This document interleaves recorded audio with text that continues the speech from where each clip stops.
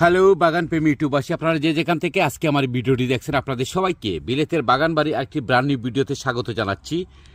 আর আজকের ভিডিও শুরুতেই আমার একজন ভিউয়ারের কমেন্টের রিপ্লাই দিতে হচ্ছে। প্রথমেই তিনি সাকারিয়া বাই, তিনি আমাকে একটা ভিডিওতে কমেন্ট করেছেন এবং জানতে চেয়েছেন যে অনেক দিন হয়ে গেল আমি কোনো ভিডিও দিচ্ছি না। ওয়ালাইকুম সালাম সাকারিয়া ভাই, আসসালামু আলাইকুম। আসলে এই কিছুটা দিন আমি অনেক বেশি ব্যস্ত ছিলাম, যার কারণে আমি কোনো ভিডিও দিতে পারিনি। আর আপনি নিয়মিত আমার ভিডিও দেখেন, সেটি আমি বুঝতেই পারলাম। তার জন্য আপনার কাছে কৃতজ্ঞতা জানাচ্ছি। আসলে ব্যস্ততার জন্য আমরা অনেক সময় ভিডিও দিতে পারি না, কিন্তু আপনি খোঁজ নিয়েছেন, তার জন্য ভাই কৃতজ্ঞতা আপনার কাছে। তো আজকে ভিডিও শুরুতেই দেখাচ্ছি যে এখানে যে আমার টমেটোর গাছগুলো, এগুলোতে যে পাতাগুলো হয়েছিল সেগুলো আমি কেটে দিচ্ছি। আর এই পাতাগুলো কেটে দেওয়ার পরে এই দেখুন, এই পাতাগুলোকে আবার আমি গাছের গোড়ায় দিয়ে দিব। আর আজকে হচ্ছে জুলাই মাসের 1 তারিখ। তো আসলে দীর্ঘ একটা বিরতির পরই ভিডিও দিচ্ছি আজকে।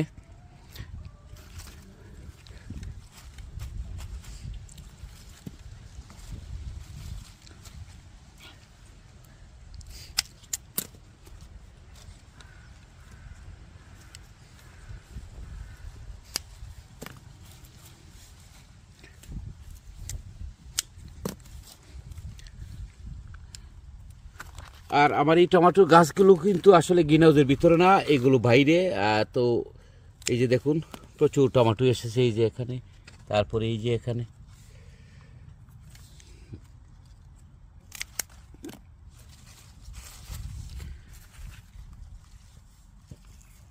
আজকে আপনাদের সাথে শেয়ার করব বেশ কিছু ক্লিপস।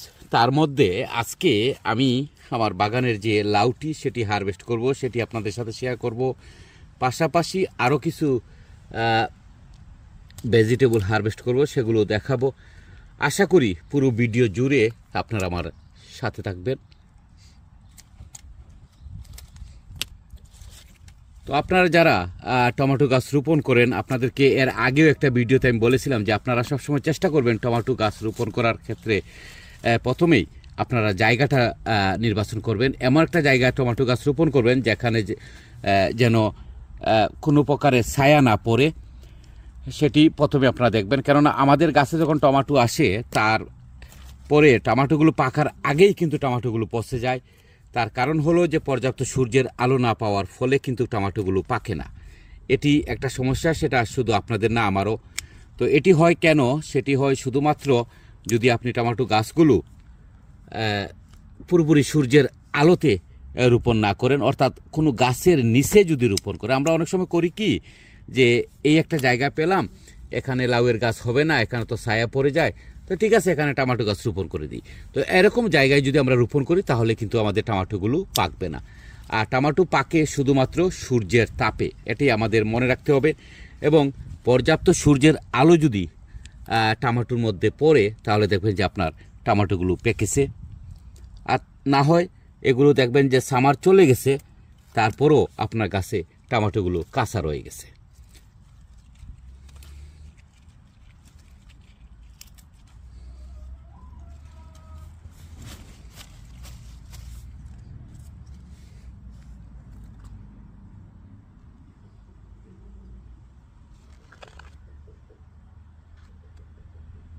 আর এগুলো হচ্ছে প্লাম টমেটো, দেখতে অসম্ভব সুন্দর। এই যে দেখুন টমেটোগুলো দেখতে কত সুন্দর, এগুলো প্লাম টমেটো। এই যে দেখুন, আসলে আমরা যেহেতু শখের জন্য বাগান করি, তো শখের বিষয়টাই হচ্ছে সুন্দর। তো সেখানে আমরা যেগুলো সুন্দর সেগুলোই কিন্তু বেশি করে থাকি। তো অনেক টমেটোর কিন্তু অনেকগুলো ভ্যারাইটি রয়েছে। তার মধ্যে এবছর আমি এই যে প্লাম টমেটো, যেটি প্লামের মতো দেখতে, সেটি রোপণ করেছি।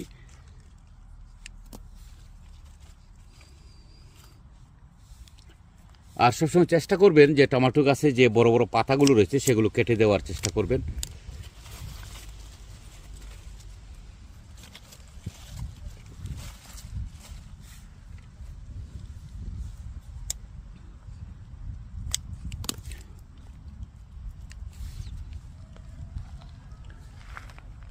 তারপরে আপনাদেরকে দেখাবো এই যে কিছুদিন আগে আমি এখানে লাল শাক রোপণ করেছিলাম।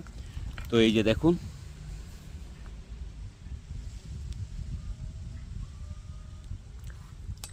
আর ওই যেগুলো দেখতেছেন এগুলো হচ্ছে ডাটা।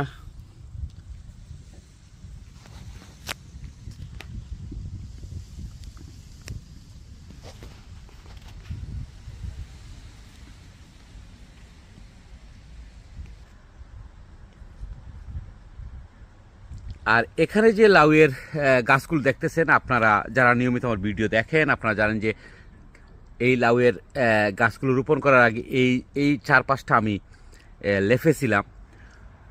সেটি অনেকটা বাংলাদেশের মতো। আমি দেখতাম যে আমাদের মাছাসিরা লাউয়ের গাছ রোপণ করে তার 4-5টা লেপে দেন। তো বর্তমান অবস্থা যদি আপনারা লাউ গাছে দেখেন, এই যে দেখুন কত হেলথি। তো এই লেফে দেওয়ার কারণটা হলো কেন দেওয়া হয়, এটি একটি প্রশ্ন আসলে আমাদের মধ্যে থাকে যে লেফে দিলে লাভ কি। দেখুন, লেফে দিলে লাভটা এটাই হয় যে আপনি যখন এই লাউয়ের গাছকে খাবার দেবেন তখন সেই খাবারগুলো বাইরে যাবে না, এর ভিতরে থাকবে। আর এই সবগুলো হচ্ছে গোল লাউ।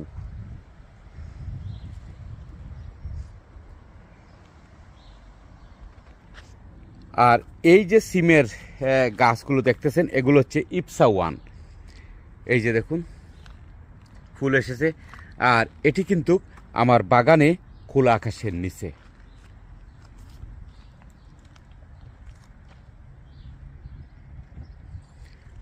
আর এই পাশে আরও অনেকগুলো সিমের গাছ রোপণ করেছি। এগুলো কিন্তু বিভিন্ন ভ্যারাইটির। আপনারা যারা আমার নিয়মিত ভিডিও দেখেন আপনারা জানেন যে আমি বিস্তারিত এর আগে একটা ভিডিওতে বলেছি যে এখানে কি কি ভ্যারাইটি আমি রোপণ করেছি। তো আজকে জুলাই মাসে 1 তারিখে যদি আপনাদের সাথে শেয়ার করি, আমি দেখব যে খুবই ভালো আমার এই সিমের গাছগুলো, খুবই হেলদি এবং বড় হচ্ছে খুবই সুন্দরভাবে। আশা করি এখানে যে কয়েকটি ভ্যারাইটি রয়েছে সেগুলো থেকে ভালো একটি ফসল পাওয়া যাবে।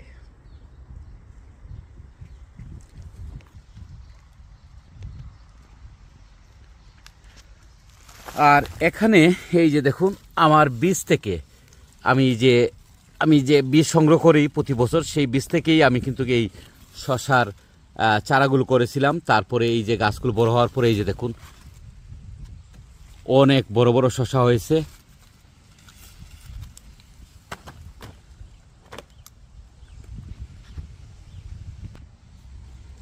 তারপরে এই যে বেগুনগুলো দেখতেছেন এগুলো আজকেই হারভেস্ট করব।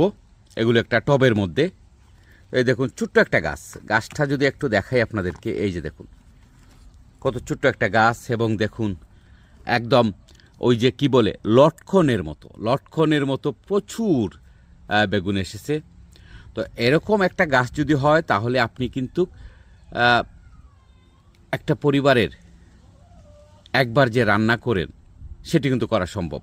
এই যে দেখুন এই বেগুনগুলো দিয়ে কিন্তু একটা তরকারি সম্ভব। কত ছোট্ট একটা গাছ।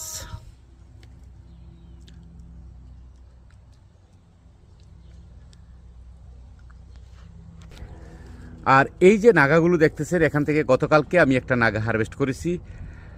এখন কিন্তু এই গাছটি যেহেতু আমার পুরনো গাছ, অর্থাৎ গত বছরের গাছ, তাই এই গাছ থেকে আসলে খুব বেশি নাগা আশা করা যাবে না। তারপরও যতগুলো এসেছে, এই জুলাইয়ের 1 তারিখে যদি আপনাদেরকে দেখাই, এই যে দেখুন নতুন গাছ হলে হয়তো আরও কিছুদিন আমাকে অপেক্ষা করতে হতো, কিন্তু এই পুরাতন গাছ হওয়ায় আমি এখনই কিন্তু নাগা হারভেস্ট করতে পারতেছি। তো আমরা যেহেতু কমার্শিয়াল চিন্তা করে কখনো বাগান করি না, শখের বশত হয়েই কিন্তু আমরা বাগান করি, শখের বাগান করি। তো সেখানে একটা আসুক আর 2টা আসুক, সেগুলো যদি আপনি আগাম হারভেস্ট করতে পারেন তাহলে সেটি একটি অনেক ভালো লাগার একটা বিষয়। তো এখান থেকে আমি করেছি, আজকেও আমি করতে পারবো চাইলে। আর নতুন গাছ হলে আর একটু বেশি আসে, পুরাতন গাছে একটু কম আসে।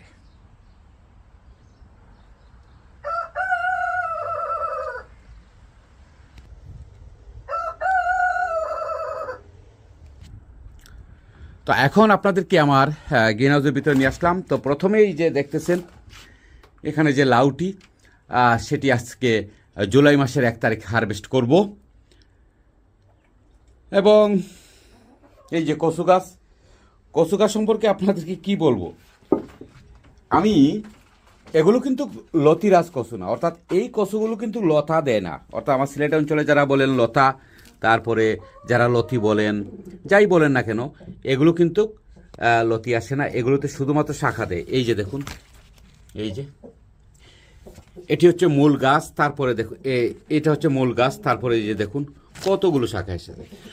তো লতা বা লতি কিন্তু এই দেশে সবসময় 12 মাসই পাওয়া যায়, কিন্তু কচির এই ডাগুগুলো এগুলো কিন্তু সবসময় পাওয়া যায় না।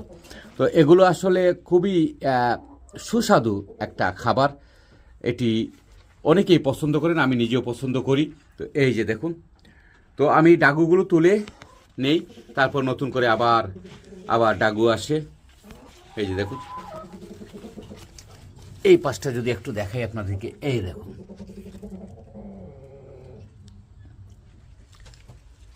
অনেক বড় হয়েছে। এই জুলাই মাসের 1 তারিখে যদি আমি হিসাব করি যে এই গাছটির গ্রোথ কতটুকু, বড় কতটুকু, এই যে দেখুন। আবার আমরা অনেকেই কিন্তু এই পাতাগুলো পছন্দ করি, পাতাগুলোও কিন্তু আমরা অনেক সময় খাই, অনেকেই খাই। তো এই যে দেখুন পাতাগুলো কত বড়। কচু গাছের এই মুখি থেকে শুরু করে সব কিছু কিন্তু খাওয়া যায়।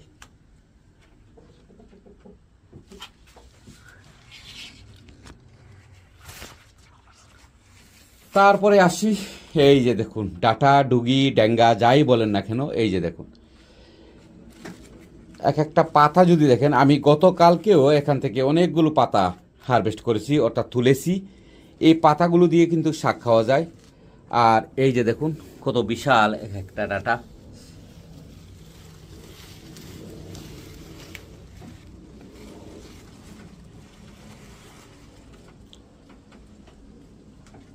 এগুলো বাঁশ ডুগি, অর্থাৎ বাঁশের মতো, এগুলো বাঁশের মতো অনেক বড় হয়। এবং এই যে দেখুন এখনো কিন্তু ফুলের কোনো খবরই নেই। এই যে দেখুন এখানে কোনো ফুল টুল নেই। তো ফুল কখন আসবে? এগুলো যখন বড় হয়ে ওই যে আমার গ্লাসের কাছে যাবে, তখন এগুলোতে ফুল আসবে কিনা তাও সন্দেহ আছে। এই যে দেখুন,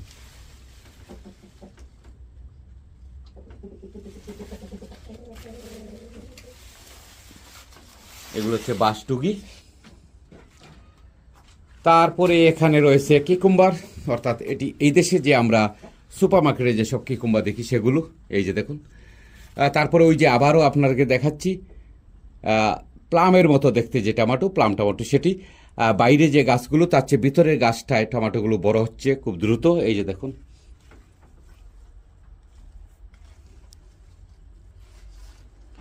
এটা অনেক লম্বা একটা গাছ। তারপরে আসছি, হ্যাঁ এই যে দেখুন ইপসা ওয়ান, ওই যে বাইরে যেটা দেখালাম আপনাদেরকে সেই একই সময়ের গাছ। এই যে দেখুন ইপসা ওয়ান, কি বলবো কি পরিমাণ ফুল এসেছে সেটা আপনারাই দেখুন, আমি আর বলছি না। এই যে দেখুন, আর সিম যদি বলি, উড়ি যদি বলি, এই যে দেখুন। তারপরে এই যে প্রচুর ফুল এসেছে এবং অনেক জায়গায় সিমও আমি দেখতেছি। এবং ইপসা ওয়ানের একটা বিষয় আপনাদেরকে বলি, এর আগেও আমি বলেছি যে ইপসা ওয়ান কিন্তু গোড়া থেকে আসে। এই যে দেখুন, আপনারা যদি গোড়ার দিকে দেখেন, এই যে দেখুন, এই যে দেখুন গোড়া থেকে কিন্তু, এই যে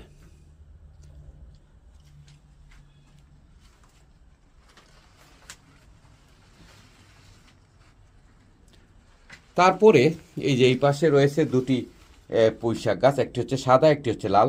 তো এই যে দেখুন মাত্র একটা গাছ এবং খুব অল্প মাটিতে।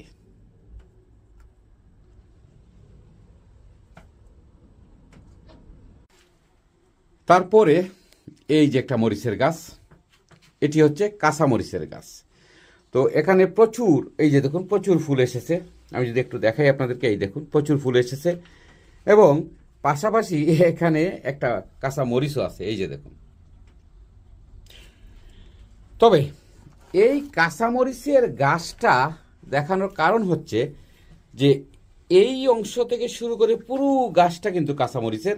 আর এই যে এখানে যে দেখতেছেন এগুলো হচ্ছে নাগামরিচ। উপরে কাঁচামরিচ এবং নিচে নাগামরিচ।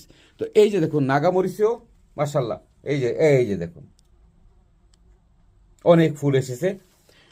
তো কাঁচামরিচের কাছে নাগামরিচ, অর্থাৎ আপনি যদি কাঁচামরিচ পছন্দ করেন আপনি কাঁচামরিচ খাবেন, আর আপনি যদি কাঁচামরিচ পছন্দ না করে নাগামরিচ চান তাহলে আপনি নাগামরিচ খাবেন, বোম্বাই মরিচ খাবেন, যেটা বেশি জাল সেটা খাবেন। তবে সেটি কিন্তু একটা গাছে, এই যে দেখুন এক গাছ। এটা আমি গ্রাফটিং করেছি, এবং গ্রাফটিংটা কোথায় করেছি একটু দেখাই আপনাদেরকে। এই যে দেখুন এই জায়গায় গ্রাফটিং করেছি। এই অংশটা হচ্ছে নাগামরিচ, এই যে এই অংশটা, আর উপরে কাঁচামরিচ। তো এক গাছে দুই ধরনের মরিচ ধরবে, কাঁচামরিচ উপরে, নাগামরিচ নিচে। তারপরে এই যে কি আর বলবো, তরমুজ, ওয়াটারমেলন। এখানে অনেকগুলো তরমুজ এসেছে এবছর। আগাম তরমুজ আসার কারণটা হচ্ছে আমি আগাম রোপণ করেছিলাম, এবং অনেক বছর চেষ্টার পর আমি গত বছর সাকসেস হয়েছি। আমার গাছ থেকে আমি তরমুজ হারভেস্ট করেছি। আপনারা যারা নিয়মিত আমার ভিডিও দেখেন আপনারা জানেন, না দেখতে চাইলে এখনও আপনারা আমার চ্যানেলে গিয়ে দেখতে পারেন যে তরমুজ আমি হারভেস্ট করেছি কিনা। আর ওই গত বছর যখন আমি সাকসেস হয়েছি তখন আমার এক্সপিরিয়েন্সটা আরও বেশি হয়েছে। তো এই বছর দেখুন আগাম এই তরমুজের গাছ রোপণ করার পর এই দেখুন এখানে একটা, ওখানে একটা, এই যে এখানে দুইটা, তারপর ওই দেখেন ভিতরে আরেকটা বড়। তো অনেকেই প্রশ্ন করেন যে ভাই আপনি কিভাবে তরমুজের গাছ রোপণ করলেন। দেখুন আমি তরমুজের গাছ রোপণ করেছি বীজ থেকে চারা তুলেছি, তারপরে এখানে আমি রোপণ করেছি, আর এবং এগুলো টপের মধ্যে। তরমুজ চাষটা অনেক কঠিন। কেউ যদি বলেন যে লাউ গাছে কি আপনি বেশি যত্ন নেন নাকি তরমুজ গাছে নেন, আপনি কি কুরমার গাছ, এই যে চাল কুমড়ার গাছে বেশি নেন নাকি তরমুজের গাছে বেশি নেন, আমি বলবো যে তরমুজের গাছে। তরমুজের আপনারা জানেন যে তরমুজটা কিন্তু অনেক গরমের দরকার হয়, এগুলো শীত প্রধান দেশে হয় না। আর এগুলো যদি একটু বাংলাদেশে যদি আপনারা বলেন যে একটু তরমুজ বাগানে যদি শুনেন কখনো বৃষ্টি হয়েছে তাহলে দেখবেন তরমুজ বাগান শেষ, পুরো বাগানটাই শেষ। বাড়ি বৃষ্টি হলে পুরো বাগান পচে গেছে, গাছ পচে গেছে, তরমুজ পচে গেছে, এরকম অবস্থা হয় বাংলাদেশে। তো আসলে তরমুজ গাছে অনেক বেশি যত্ন নিতে হয় এবং খেয়াল রাখতে হয় পানি যেন গুড়ায় না জমে। সেই সাথে খাবারের ব্যাপারে অনেক সতর্কতা অবলম্বন করতে হয়। সব কিছু মিলে তরমুজ গাছেই বেশি আপনার পরিচর্যা করতে হয়। আপনি লাউ গাছ রোপণ করলেন, হয়তো আপনি পরিচর্যা কম করলেন, কিন্তু একটা লাউ তো আসবে। কিন্তু তরমুজ গাছে যদি আপনি রাইট পরিচর্যা না করেন তাহলে দেখবেন যে শুধু গাছ হয়েছে, তরমুজ আসেনি। এটি আমার অনেক বছরের অভিজ্ঞতা থেকেই বলছি, যেহেতু গত বছর আমি সাকসেস হয়েছি, এবছরও আমি মাশাল্লাহ, আমি কি বলবো, এই যে দেখুন এটি তো মানে সিরে পড়ে যাওয়ার অবস্থা ছিল, তার মধ্যে আমি এই যে নেট দিয়েছি, এই যে দেখুন। আর গত বছরের তরমুজগুলো কিন্তু আমার অনেক মিষ্টি হয়েছিল। তারপরে এই যে দেখুন এখানে আরও আছে দুইটা, এই যে একটা, ওখানে আরেকটা, তারপরে এই যে দেখুন মাশাআল্লাহ এটিও বড় হচ্ছে।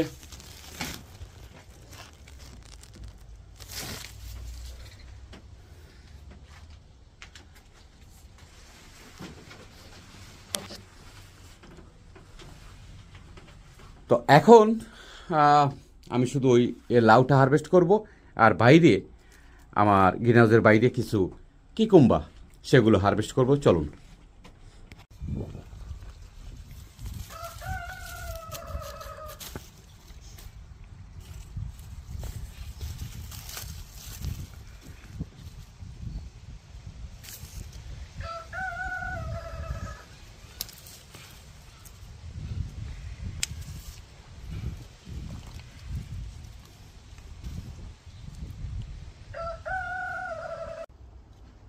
তো এবছরের প্রথম লাউটি আমি হারভেস্ট করতেছি।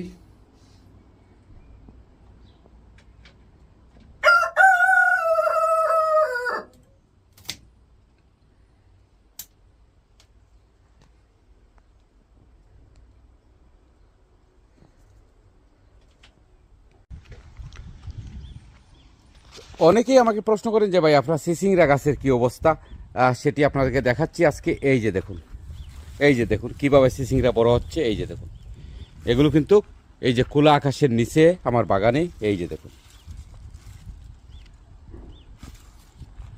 তারপরে এই যে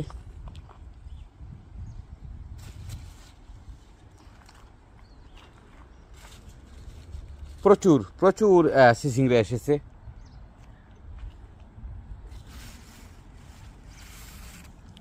তো সময় তো ভিউয়ার, আজকে এ পর্যন্তই। বিলেতের বাগান বাড়ির পরবর্তী ভিডিও দেখার আমন্ত্রণ জানিয়ে বিদায় নিচ্ছি। আপনারা সবাই ভালো থাকুন, আপনাদের সবার জন্য শুভকামনা রইল।